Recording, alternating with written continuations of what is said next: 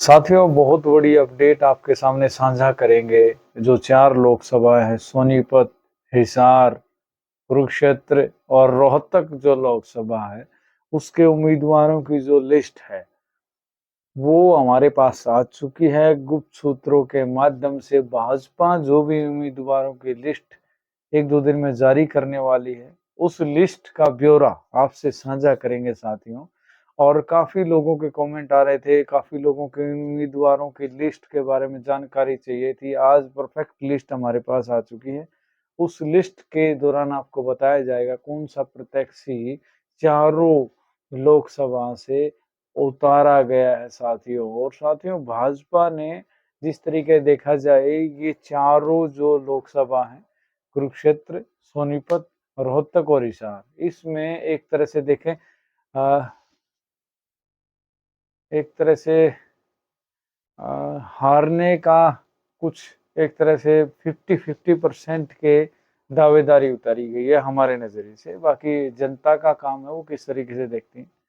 और मैं आपको एक चीज़ बता देता हूँ, जो प्रत्याशी उतारे गए हैं, आपके जो कमेंट बॉक्स में प्यार और अच्छी भावनाएं उनके लिए दें, सभ्य शब्दों में उनके बारे में जो आप कहना चाहते हैं वो ज़रूर अपने विचार साझा करें हमारे साथ। चलिए बात करते हैं सोनीपत लोकसभा। सोनीपत लोकसभा के अंदर सबसे पहला नाम था योगेश्वर दत्त का, मोहनलाल बड़ोली का, और उसके साथ में संदीप लोहान का, राजू मोर का। लिस्ट पूरी हो चुकी है 99% क्या 100%। योगेश्वर दत्त का नाम फिलहाल फाइनल हो चुका है सोनीपत लोकसभा से।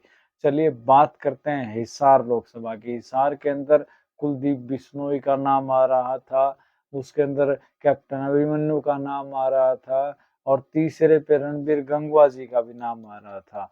और देखा जाए तीनों के अंदर से कोई ना कोई एक प्रत्याशी को, देखो किसी न किसी उम्मीदवार को तो भाजपा को उतारना ही था। अब उन्होंने कैप्टन अभिमन्यु के नाम पर मोहर लगा दिया, क्योंकि पहले अपनी जो वीडियो आई थी उसके अंदर भी मैं कंफर्म कर चुका था कि कैप्टन अभिमन्यु को टिकट मिलेगी, उम्मीदवारी मिलेगी। काफी लोगों ने कहा भी भाई ऐसा नहीं होगा, वैसा नहीं होगा। देखो, हमारी सूचना बहुत ही स्टिक होती है, सूचना आपको दे चुका हूं मैं। उम्मीदवारी कैप्टन अभिमन्यु की पक्की हो चुकी है साथियों। और अपने गाड़ी की मतलब सीट की बेल्ट बांध लीजिए और तैयारियां करने शुरू कर दीजिए। हिसार लोकसभा के जितने भी साथी हैं, जिसके अंदर उचाना भी आता है, तो कैप्टन अभिमन्यु वहां से भाजपा के उम्मीदवार होंगे साथियों।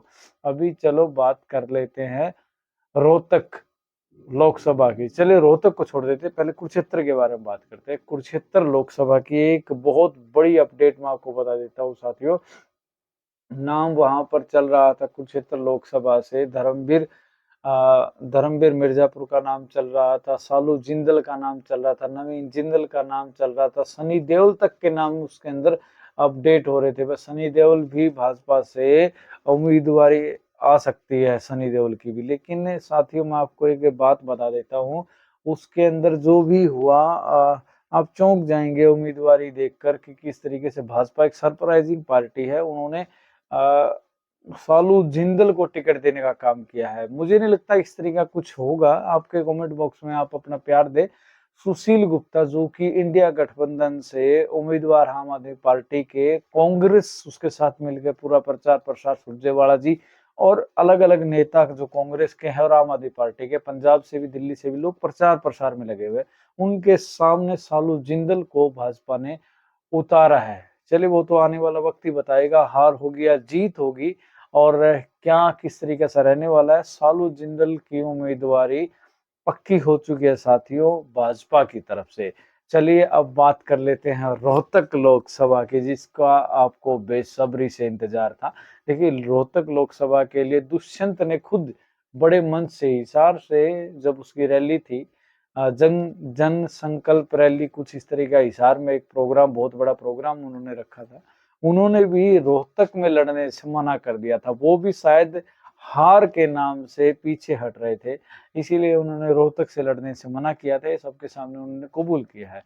लेकिन भाजपा कोई उम्मीदवारी अच्छे तरीके से इस तरीके के नहीं कर पाई, कोई भी सशक्त उम्मीदवार उनके पास शायद अब की बार नहीं था।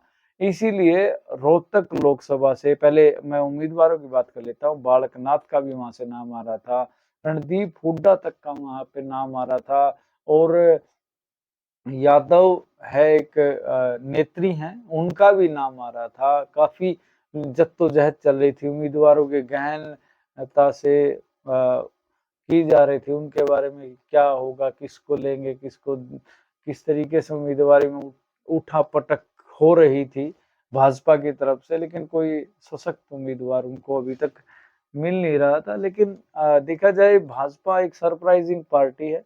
अरविंद शर्मा को देखा जाए, उनका नाम भी, अरविंद शर्मा का भी नाम आ रहा था। मनीष ग्रोवर जी के साथ इनकी बहुत ज्यादा खींचतान रहती है, आपको सबको पता है, बयानबाजी दोनों की चलती रहती है। अरविंद शर्मा जी का नाम यहाँ, डॉक्टर अरविंद शर्मा का नाम यहाँ से फाइनल हुआ है रोहतक लोकसभा से। साथियों, सोचने वाली बात है ये कि अरविंद शर्मा जी का नाम यहाँ से फाइनल हुआ है। दीपेंद्र हुड्डा एक सशक्त नेता है, जाट नेता है, लोग उनके मतलब कहते हैं कि जैसे इनेलो के पक्के वोट है, नुए कांग्रेस के दीपेंद्र और के पक्के वोट है, नू लोगा कहना है। वैसे ही देखा जाए तो अरविंद शर्मा को उनके सामने उतारा गया है। ये तो आने वाला वक्त ही बताएगा कौन पिछाड़ेगा, कौन आगाड़ी देगा, कौन आगे निकलेगा। लेकिन अगर टोटल मारे चारों विधानसभा में वो जैसे सुनीता दुग्गल की, इन्होंने भाजपा ने सबकी एक रिपोर्ट, ग्राउंड रिपोर्ट लेते हैं, सुनीता दुग्गल की अच्छी रिपोर्ट नहीं थी, इन्होंने दूसरे को टिकट देने का काम किया। वैसे ही सबकी इन्होंने एक अच्छी खासी रिपोर्ट तैयार करके ही एक तरह से अरविंद शर्मा को उतारने का मतलब है भाजपा ने अपने घुटने ही टेक दिए हैं।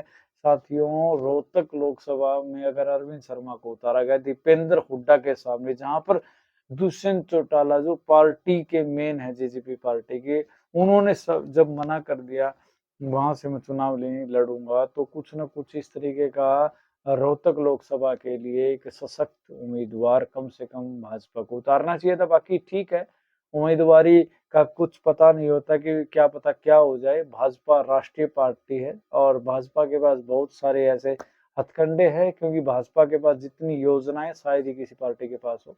तो भाजपा सरप्राइजिंग पार्टी है। और देखा जाए अरविंद शर्मा भी खुद में सशक्त हैं, वो उम्मीदवार हैं, उनके पास वो अच्छा खासा वोट बैंक भी है। ये तो आने वाला वक्त ही बताएगा किस तरीके से क्या होगा, कौन घुटने टेकेगा, कौन जीतेगा, कौन हारेगा, वो तो आने वाला समय ही बताएगा। और बाकी ये है, जो भी जीतेगा वो मुझे लड्डू जरूर खिलाएगा, ये आशा आशा करता हूँ मैं। और जो भी नेता है, अभिनेता, या जो भी मतलब अभिनेता नाम इसीलिए क्योंकि दो तो अभिनेता मैं ही बोल चुका हूँ, सनी देओल, रणदीप हुड्डा। वीडियो देखें और नेता भी देखें तो एक बार जीतने पर लड्डू जरूर खिलाए। और दूसरी बात में अभी बात कर लेते हैं सीरियस।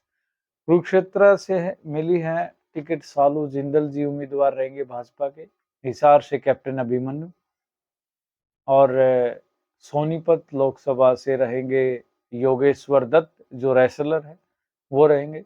और उसके बाद बात कर लेते हैं रोहतक लोकसभा से, यहाँ से दीपेंद्र हुड्डा के सामने रहेंगे अरविंद शर्मा।